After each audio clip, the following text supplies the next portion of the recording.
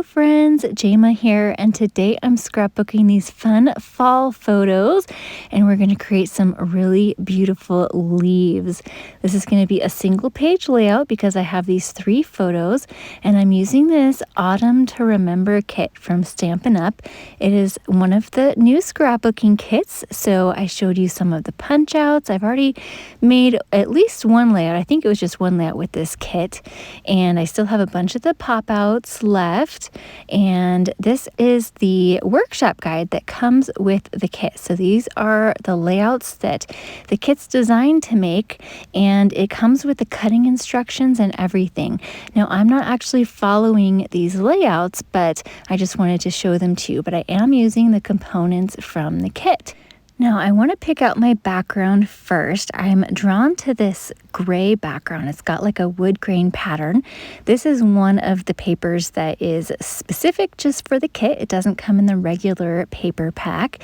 And I'm not quite sure. Let me pull in this brown.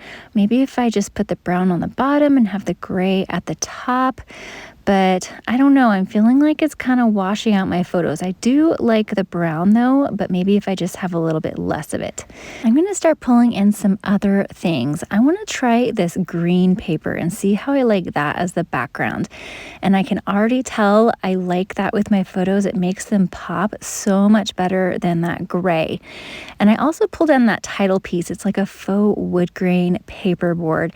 And I was thinking that maybe if I ink over top of it to make it a darker brown, that might work. So I'm going to leave it there for now and just kind of live with it and see what I think.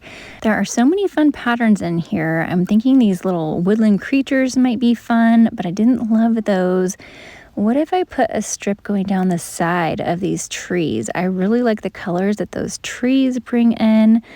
I decided to commit to the paper across the bottom, and then I cut it the wrong way. So learn from me, make sure you follow the direction of the paper. So there we go. I'll have to figure out what to do with the other paper for another project. I think I have something in mind. And then I'm going to cut a strip to go down the side like that to kind of anchor the photos, since I'm just going to have them kind of clustered in the middle. And I'm liking that so far, and I'm thinking my photos are going to be just kind of arranged like this. I have some space to overlap. I'm not typically one to overlap my photos. I kind of like things, linear and straight, and so this is just kind of fun and different for me.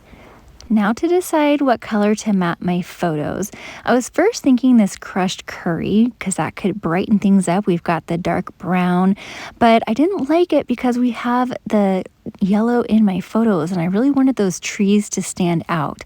Now this is one of the pattern papers from the kit. It's actually the back of that green that's on the background. It's Cajun Craze, and I like that, and I actually wished I had it in cardstock. I'm at a retreat here, so I didn't have all of my paper with me, and wouldn't you know, I didn't bring the Cajun Craze cardstock. So I was trying to kind of make it work. I thought maybe if I turn the background to Cajun Craze and then matte the photos in green, but I didn't like that, and the Cajun Craze for the whole background was just too much. I'm not liking that either. But then I realized that I'm going to have a lot of Cajun Craze, and I'm also using some red and yellow in the leaves that we're going to create. We're creating really beautiful leaves. Like I mentioned, I'm going to show you exactly how I did them, and that is really going to brighten things up and add that fall foliage color to the layout. So I added a yellow strip to cover the seam of those 2 papers, and that will brighten things up. And then I'm going to map my photos in white like I normally do, and that always helps to brighten things up. Okay, so let's start making these leaves. These leaves are from the Changing Leaves bundle. There's an embossing folder and dies and a stamp, and I used the embossing folder and the dies. It's a hybrid embossing folder to create these leaves, and I'm going to show you how I did that. But first I realized I wanted a little bit wider strip for that tree paper, so I think that is much better. I want to kind of test these out and make sure I like them. They are so pretty. I like that. So we're going to make a whole bunch more. And I decided I did want another border. This is the Early Espresso, and it's a bit darker than the Early Espresso that's in that patterned paper. So I'm going back to the Cajun Craze thinking, oh, do I want the Cajun Craze or do I want the Early Espresso? I decided to go with the Early Espresso, and I'm just giving it a very skinny, like, I think I did 3/16 of an inch all the way around. So it's a 16th and a half, 1.5 16ths. I don't know how that works out math-wise, but it's a very skinny mat, and I like the way that that looks. Okay, so let's make a bunch more of these leaves. I'm using this deep red. This is Cherry Cobbler, and I'm doing the deep red at the bottom, and I'm doing a lot. I'm getting it real saturated, and remember that the inks dry back too, so don't be afraid of going too dark because it will dry back. I'm making it look more like that smaller leaf that you see on the layout right now. And then I'm going to move to the Paprika. Now, I don't have Cajun Craze in the Stampin' Up! Inks yet, so Paprika is very close if you have that from close to my heart. And I'm going to do that in the middle, and I'm overlapping between each color. So I'm overlapping the Paprika on top of the Cherry Cobbler, and then I'm going to bring in Sundance, which if you have Stampin' Up, it would be crushed curry, but the Sundance is very close to it from close to my heart. And again, I'm going to overlap the orange, and then you'll see me actually go back and kind of do the yellow over all of the leaves because I felt like it just kind of helped brighten everything up if I take the yellow over everything. So about these photos, these are my mom friends, and we went on a little hike around Boulder. It was very cold. Isn't that pretty? Just so beautiful. I'm going to show you how I did the lighter one too. I didn't do as much red. In fact, I'm not sure I did any red at all. So we're going to do that on this next one. Anyways, these are my mom friends, and we went hiking on a very cold day. It was our first really cold day to kind of kick off fall. It was like our last hurrah before it got too cold to actually go hiking. And we went for the kids' fall break. They had a couple days off, and we went on one of their days off. It's really fun. This group of moms, actually, we all hang out quite a bit as families because all of our kids are around the same ages. We all have two kids, and the littles are all about the same age, and the bigs are all about the same age. So we have littles and bigs, and we often hang out as families, but this little hike was just the moms and the kids. And so it was a lot of fun. My son actually was visiting with my parents, so he didn't come, but my daughter was there. She was with all her friends, and I was with my friends, and it was just great fun. And the leaves were still pretty, but a lot of them were starting to fall and starting to turn, brown, but we still caught some really pretty leaves and was able to capture some in the pictures. There were some beautiful ponds and a little stream over there where we were. It was just gorgeous. All right, well, don't those leaves look so pretty? I got the rest of them done off camera, and I'm just going to arrange them in these two corners. Since I only have a single page layout, I'm not doing a visual triangle per se. I'm just doing the leaves going diagonal across, and that draws your eye across the photos. Now, you could easily turn this into a double page layout by just mirroring everything and do one cluster on the other side. That way you have the visual triangle of 3 leaf clusters. In fact, my next video is going to be using these same leaves, and I am creating a double page layout, so you'll see what I do for that. Now I'm trying to figure out what I want for my title. Here's that little wood grain piece that I had earlier. I did color this little stump in the Early Espresso to darken it. It was that same faux wood grain, but I don't love it, and I actually really like this title here from the sticker sheet, so I'm just going to go ahead with that.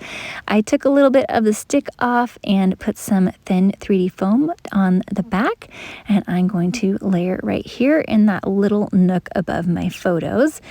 And I'm going to bring in a few of the other little pieces. These are some of the punch-out pieces from the workshop kit.